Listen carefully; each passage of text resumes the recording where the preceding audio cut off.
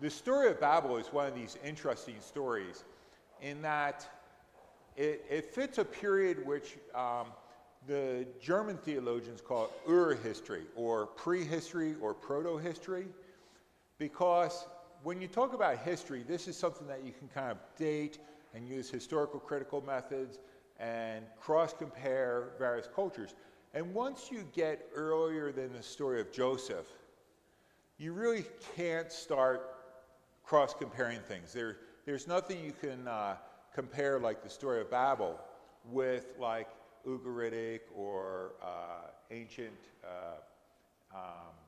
Iranian or Iraq or Babylonian stories. It becomes one of these stories where it's told it's in the Bible, but as far as the historical veracity of it, as history as a science or as a discipline, we really can't get at. But there are some very, very interesting things in this story here. The first one, it starts with this idea that everyone spoke the same language. But for some reason, these people decide to migrate to this plain of Shinar, and then they're going to build a city there. And they say, let us make bricks and burn them thoroughly. And they had bricks for stone and bitumen for mortar. And bitumen is that really raw sort of tar stuff that bubbles up out of the ground in certain areas. And they use this for mortar. And they build themselves a city and a tower, and the top is in the heavens. And they say, let us make a name for ourselves, lest we be dispersed over the face of the whole earth. And there's kind of two ways that the story of Babel is read. The church fathers tend to read this as this is an act of sin because they're trying to build this tower to heaven. And you kind of go, okay, that's there somewhat. But if you look at the text, what it really is they're building this tower and they're building the city to make a name for themselves and also for protection. They don't want to be dispersed over the face of the whole earth. And this raises one of the questions of, who are they trying to protect themselves from, lest they be dispersed? But it's this very interesting tension that's going on in there as far as greatness, building something, achieving something. The other thing that's very interesting in the way the story is told is the first half of the story that I have up right now is told from the human perspective. Let us do this. We're going to build this great tower. We're going to build this great city. We're going to protect ourselves. We're going to make a name for ourselves. And then when we hit the second half of the story, it has this very humorous or kind of sarcastic subtlety to it. It says, and the Lord came down to see the city. So from the human perspective, they're building this great city that reaches up to the heavens. But if God wants to look at it, he has to come down and see this thing. You know, so from his perspective, it's like an anthill. And he has to come down to this sea. And he wants to see what the children, notice they're not called people or humans or a nation or anything like that. They're called children. Let's go down and see what the children of men had built. And it says, behold, they are one people, and they all have one language, and there is nothing, and this is only the beginning of what they will do, and nothing that they propose to do will now be impossible for them. Come, let us go down and confuse their language so that they may not understand one another's speech. And you get the confusion of languages. This is really where the early church fathers then take the reading of Acts chapter 2 and pair it up with this one. And we'll look at this in a bit here and how that trajectory gets formed a little bit stronger. But it's this confusing of the languages that they pick up on. So the Lord dispersed them from there over the face of the earth, and they left off building the city. Therefore his name was called Babel. Now, here you have, they gather together, they're going to build this great city, this great tower. And what do you end up with? An abandoned city and a half-built tower. No, we don't know where that is. About the closest we can get is with Babel. And the problem with Babel is there's really no related word to it in Hebrew or or in the other ancient languages. In Hebrew, balal means to build, but you're missing a consonant there. You're missing the second B. The other closely related word is Babel in Hebrew is Babylon, and so that might be Babylon. So it might be kind of a reference to that, but it's a really, really weak one. So it's kind of, this is where I was saying, as far as can we place its location? Do we know what the word Babel? Do we know what Sinar means? We're really, really not sure. But given the fact that the stories after this, especially with Abraham, is going to originate in modern-day Iraq, it's probably, most scholars kind of push it more into the region of Iraq, that region there. That's about the closest you can get. But I'm not going to go to the wrestling mat with you on this. All right? But I think this is a really popular story on a lot of different levels because it hits us as human beings. It's a story about human achievement and failure. It's about human pride and the limits of it and where it gets us. There's just so many things, and I think it's one of these reasons why people like to visit the ruins of castles or these different large, industrial ruins. When we were in South America, there was this huge aluminum factory that was built down there. And it really sat vacant. And the problem with it is that they were going to build it because they had a lot of bauxite there. They were going to refine aluminum, but they had financing from American companies. And then from American banks. And then the large American aluminum companies that did business with these banks said, we can't have you building a factory in Latin America that's going to compete with ours. And so the American aluminum companies pressured the banks to pull the financing on this. So here you have this huge factory that's just sitting there kind of in the middle of the jungle. But why do we go there and think that's really fascinating? There's just something about our looking at projects that don't get completed or failed, or the ruins from the past that kind of speak to us. The tourism industry rising over Chernobyl in that TV series. Another example of that. Yeah. All right. I have to make sure the Apple TV is still working here. Let me see if there's anything else. The other reason why this story, the story of Babel, gets paired with Genesis chapter 2, and we're going to look at this, is from the early church. As the lectionary begins to get the lectionary gets to be formed. The story of Acts chapter 2 has always been read with the story of Babel. So just in our readings of the text, every Sunday, or every Pentecost, there's a pairing that gets made there between the two texts. I'll show you which church father we actually get this from in a moment here. Oh, ruins, human hubris, achievement, and then the ruins that we leave behind, and why we're so fascinated with that.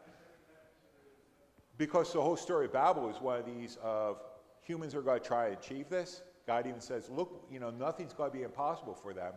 He confuses their language, and you get a city that's abandoned and a tower that's half built in the middle of who knows where, type thing. Wait, I can't hear you.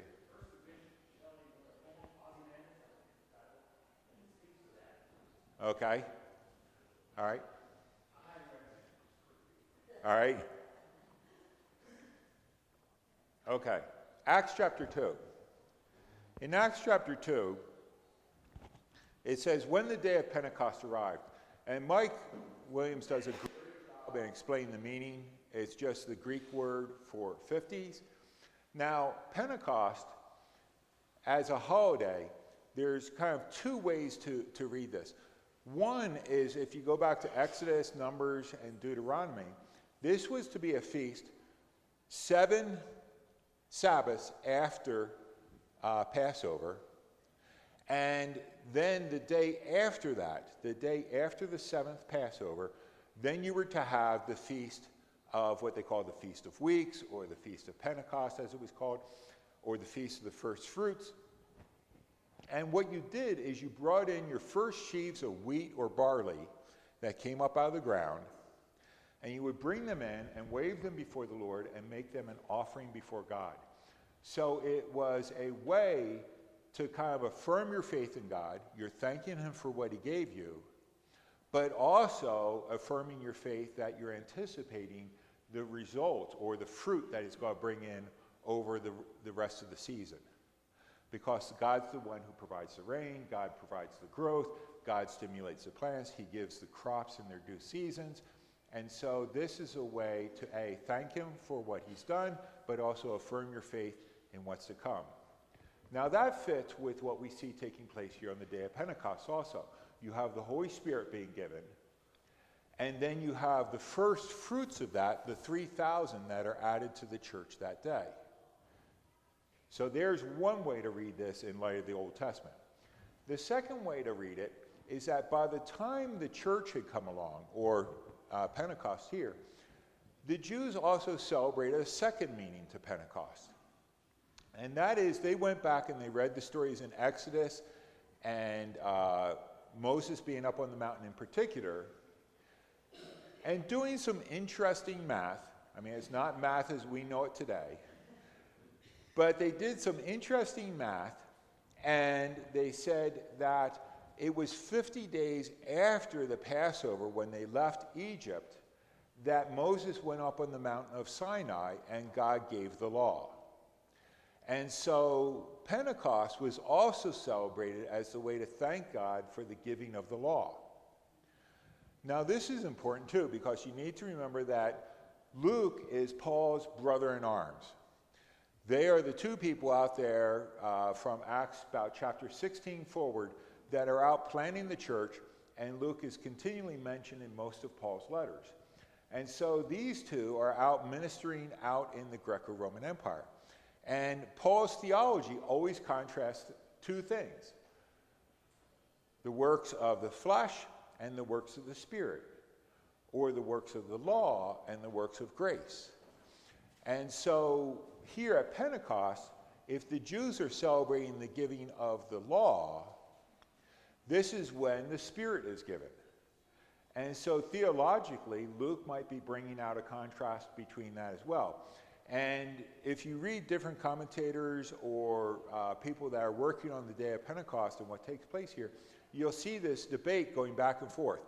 Is Luke really showing a contrast between the law and faith, or the law and the Spirit, or is he trying to bring out this idea of this is the festival of new fruit, that something new, the new harvest is going to take place here? And I think there's about equal evidence between the two. And I think sometimes when we start pressing things, it gets a little hard. You again? Mike?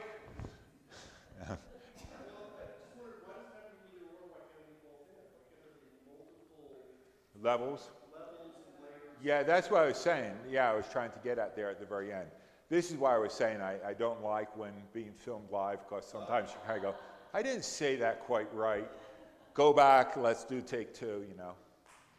And I always like it when you have somebody standing in front of you with that clapperboard. I found out what that's for. Do you know why they do that? It's to time the audio to the video.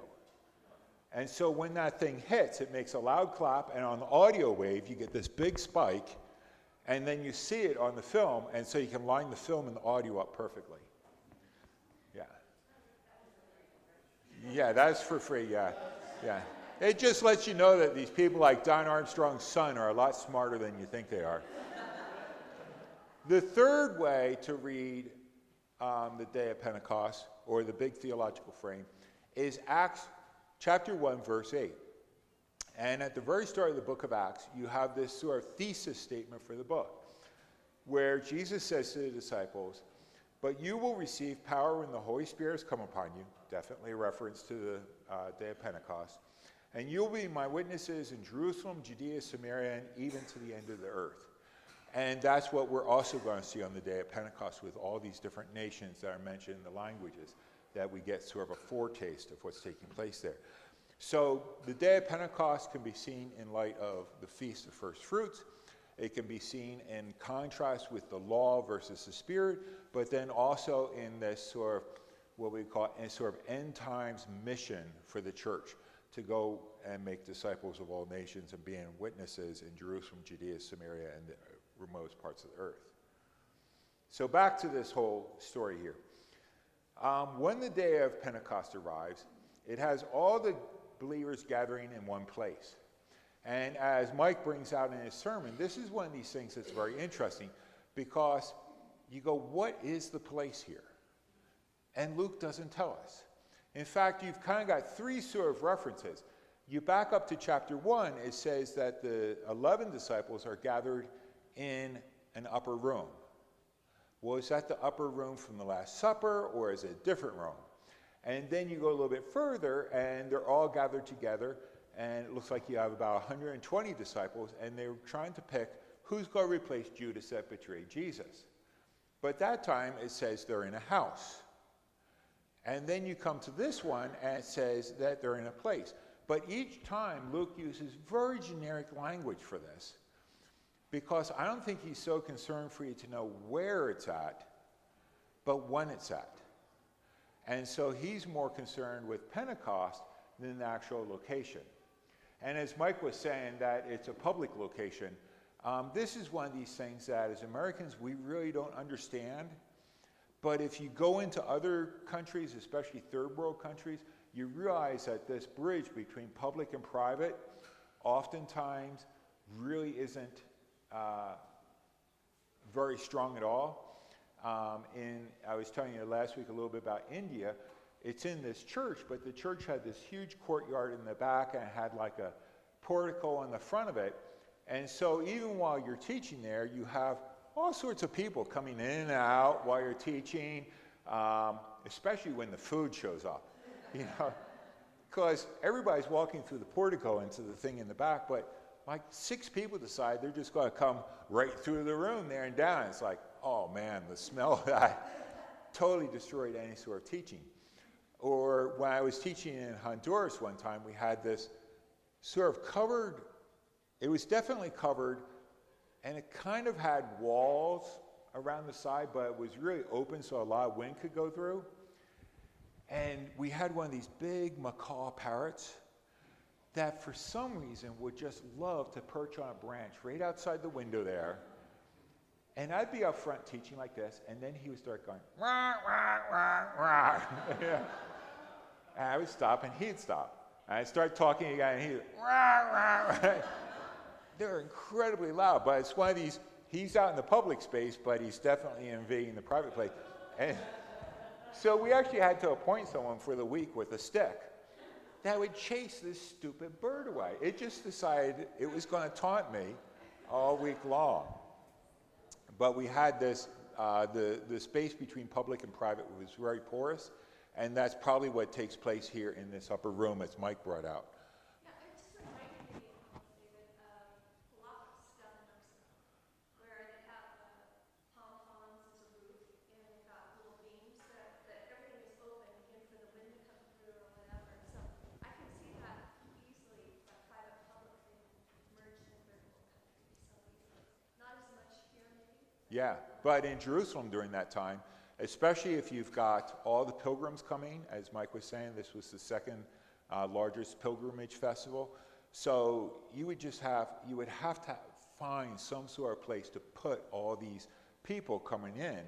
And so large rooms that might have been part of a house but were extended by a porch could have easily been the context in the situation, especially with the disciples gathering there. This is not their home. They're renting it or using it, so it's obviously some sort of space that was built for that type of facility. Yes, yes, yes. They're celebrating it today as well. It could have been at the temple because it says that they're gathered in one together in one place. So it could be a location in the temple also.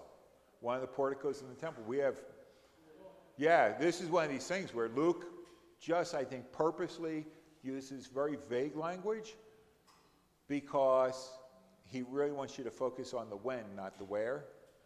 But the other thing, as far as when we look at reading goes, it's one of those where we immediately fill in what's taking place. We're envisioning in our minds, and so we all fill it in. You know, it's like a room in a house. Is it like a portico area? Are they in the temple? We fill these details in our mind. All right. The second thing it talks about here is that, I already talked about Pentecost. We get three big events that take place on Pentecost. You have the sound like a mighty rushing wind. You get tongues of fire, and they begin speaking in other languages. Now, I'll teach you a fun Greek word, this word for sound that's used here. This is where we get the English word echo. It's an echoes.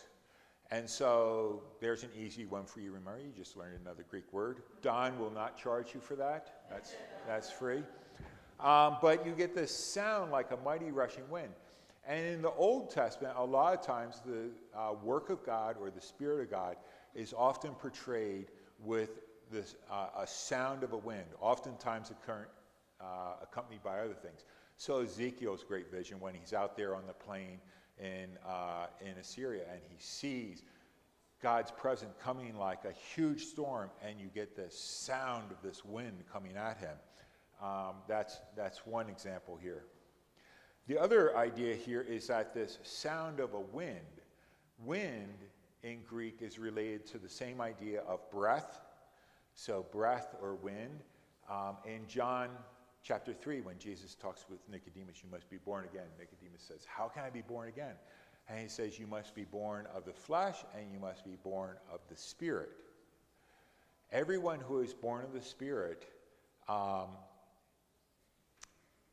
going to botch it there. This is why you don't post videos like this. And I try and quote a verse off the top of my head. But he goes on and he says, so is everyone who's born of the Spirit.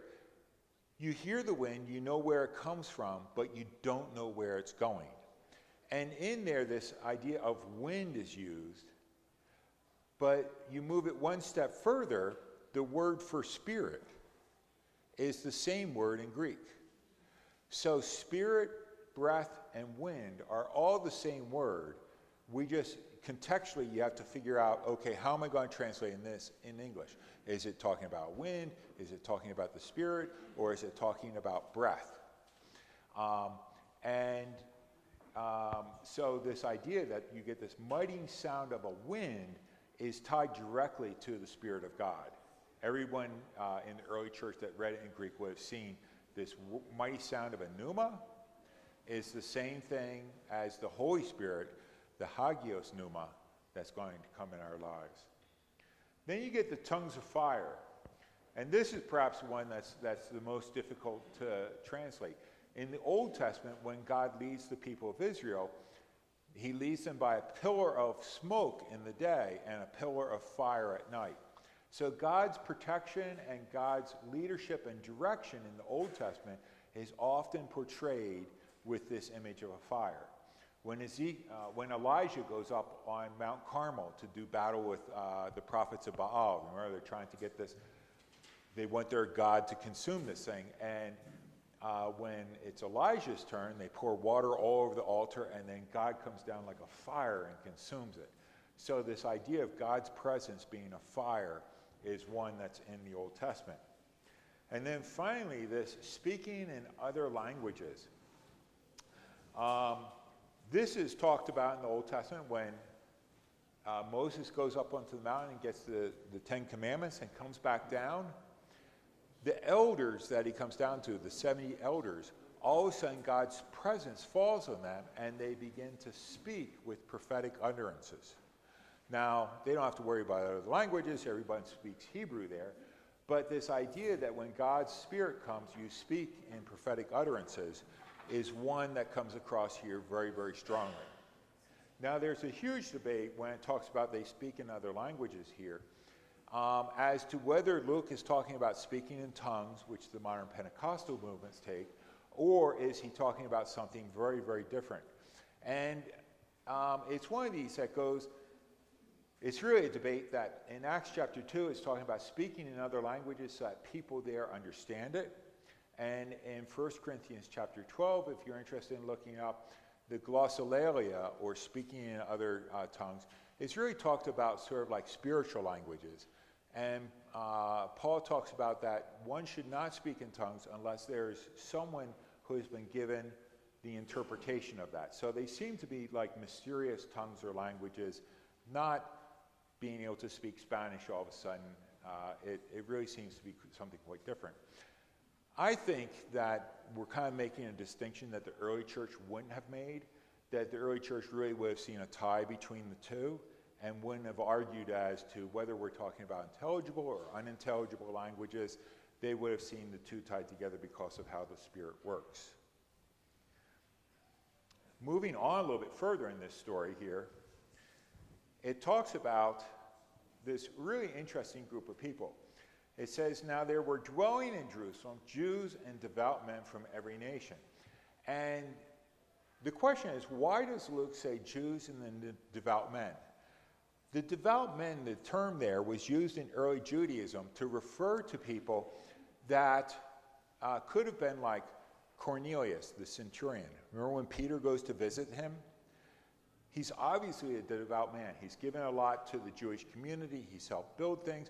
Or in the Gospels, when some Jewish leaders come to Jesus and they say, there's a centurion in our city over here who's helped build our synagogue, but one of his children has fallen really, really sick. Can you come heal him? And then right behind them, the centurion had sent other servants saying, I'm not worthy, don't come to my house, just say the word, my son will be healed.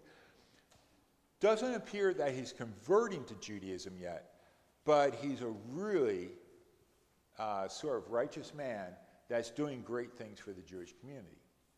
People like that.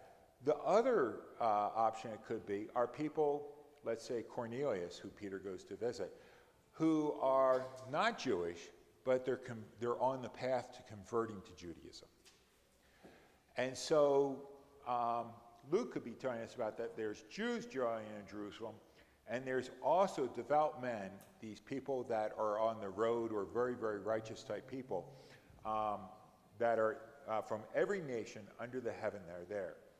Then if we flip down to the bottom here, it says that there are visitors from Rome, both Jews and proselytes. And so I think he's saying the same thing a second way here, but this second time it's more specific. These are definitely people that are converting to Judaism. And the reason why you wouldn't call them a Jew yet is because they hadn't been circumcised yet. And so they were called proselytes. So we get this very, very interesting group of people, Jewish and almost Jewish. And then we get all these different things. They're Parthians, Medes, Elamites, residents of Mesopotamia, Judea, Cappadocia, Pontus, Asia, Phrygia and Pamphylia, Egypt and parts of Libya and Cyrene. The list here is one of these that if we were to draw a map, and I actually had that planned, is one of these things where I realized on Wednesday I was going to put a map here. And then it doesn't come back until now. But it would be like pointing geographically around Israel. It's kind of showing kind of the four corners of the earth, pointing out all these different locations. It's not just pointing out like Rome or Greeks, but it's this very, very wide location. And you really get this picture of a very diverse population and group of people. They represent all these different nations. There are Jews and people that are converting to Judaism. And I think the people that are converting to Judaism is important because in Acts, it starts with what I always tell my students are Jewish Jews. They're Jewish by religion and they're Jewish by culture, and they grew up in a Jewish culture. So Galilee or that region there. By the time you hit Acts chapter 6, you meet Stephen and Philip and these other people that have non-Jewish names. They have Greco-Roman names. And specifically, we're told that these are people that have either converted to Judaism or they grew up out there in the Greco-Roman culture and are in. And so now you get Jewish Gentiles. They're Jewish by religion, but they're Gentile by culture.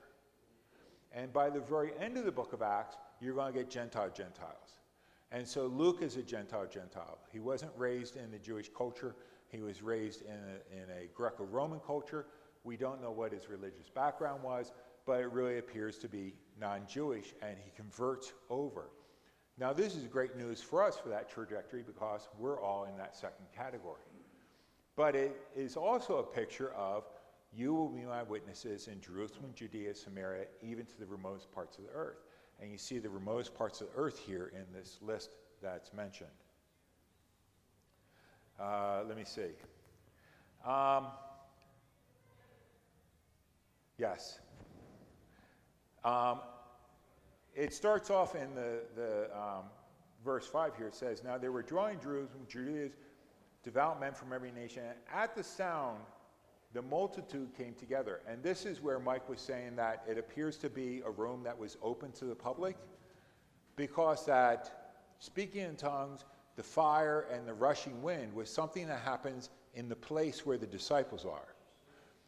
But it's also public enough that a crowd all of a sudden comes together and goes, what the heck is going on here? You know, why are all these people here? It's kind of like when I was in Honduras with that stupid macaw.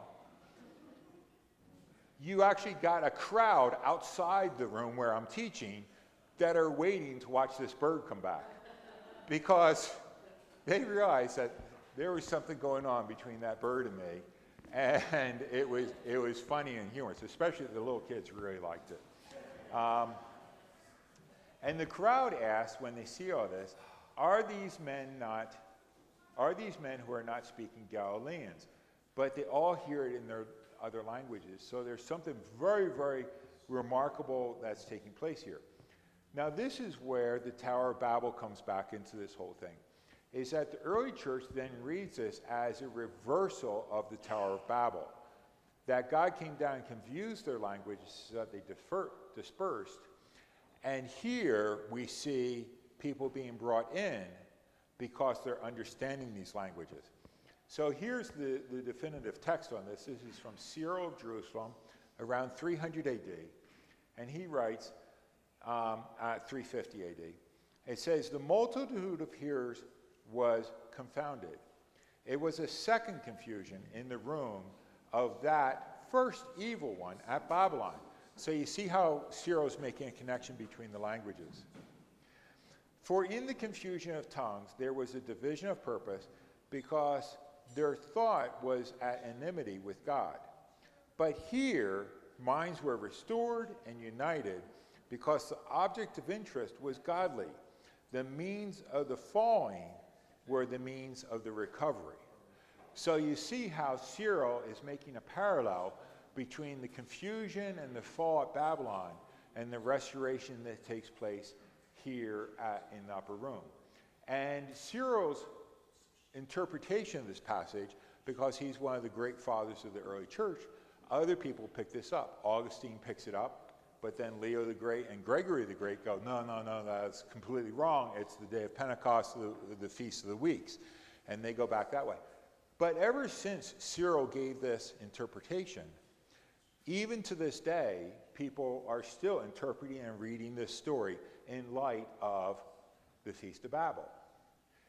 Perhaps one of the strongest and best ones to go on that side is the great F.F. Bruce, who a lot of you probably have known or read some of his books. F.F. Bruce definitely reads the story of Pentecost in light of the Tower of Babel. So we've kind of got like 4 ways to read this story. The Tower of Babel, reverse of the Tower of Babel, the Feast of Pentecost, the first fruits that are being brought into the church. You've got the celebration of the law, that this is in contrast to that. We've got the Spirit being given. And then you've got Acts chapter 1:8, you will be my witnesses in Jerusalem, Judea, Samaria, and even to the remotest parts of the earth. And I think this is a great story when we talk about, different levels of reading a text. I was going to call multivariance, but then you get into all kinds of problems. But there's different levels that you can read the text, and each one brings out different highlights within the text. It's like we went up to the Da Vinci exhibit on Monday, and one entire room was devoted to the Mona Lisa. And they had all these images taken by different waves of light, mass spectrometry and various things, this X-ray and stuff, to show the picture. Each one of these different photographic techniques revealed something new about the image. You know, whether she's holding a tapestry in her lap or a rug, or where her hands are placed, or what the eyes, how the hands were drawn, whether there's to be a shawl over her shoulders or not. And you just start going, this is absolutely phenomenal. I never knew this about one image. But the key point I want to bring out is that the different types of light or photography they used brought out different elements of the picture. And if you just look at it with your own eyes, you would never see that. The same thing with the story of Pentecost is that there's kind of multiple levels of reading this, and the different levels all shed different aspects to it. I think in particular the story of Babel comes down to us because this is so important, because it's within the lectionary readings. This is the pairing that we've made throughout time. And then finally, one last thing. It says, they were all amazed and perplexed, and they're saying, what does this mean? And others mocked and saying, they're filled with new wine. Now we know it's morning. It tells you it's the morning. So these guys have a pretty serious drinking problem going on. What's interesting, though, is Paul writes, Paul writes in Ephesians 5:18, he says, don't get drunk with wine, for that is debauchery, but be filled with the Spirit. Why does Paul compare the Spirit of God and his work in our life with wine? And why do these people accuse the disciples of being drunk with the Holy Spirit? And I think the main reason is that when God's Spirit operates within our lives, there's to be noticeable changes. There's to be a transformation that takes place in our lives. So much so that other people look at us and go, there's something different about them. It's like when someone's drinking a little bit too much, you go, okay, you know, Foyers, okay, we need to put the wine away now, or something like that. But the same type of thing, how wine has an influence in our life and changes how we act, speak, behave. God's Spirit is to have that effect within our lives as well. I'm going to close there because we've got like a minute or two left. And so if you have more questions or you want to talk more, I'll be over in the fellowship hall.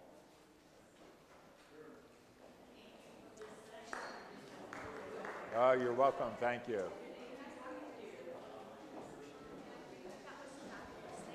I've never heard that correlation of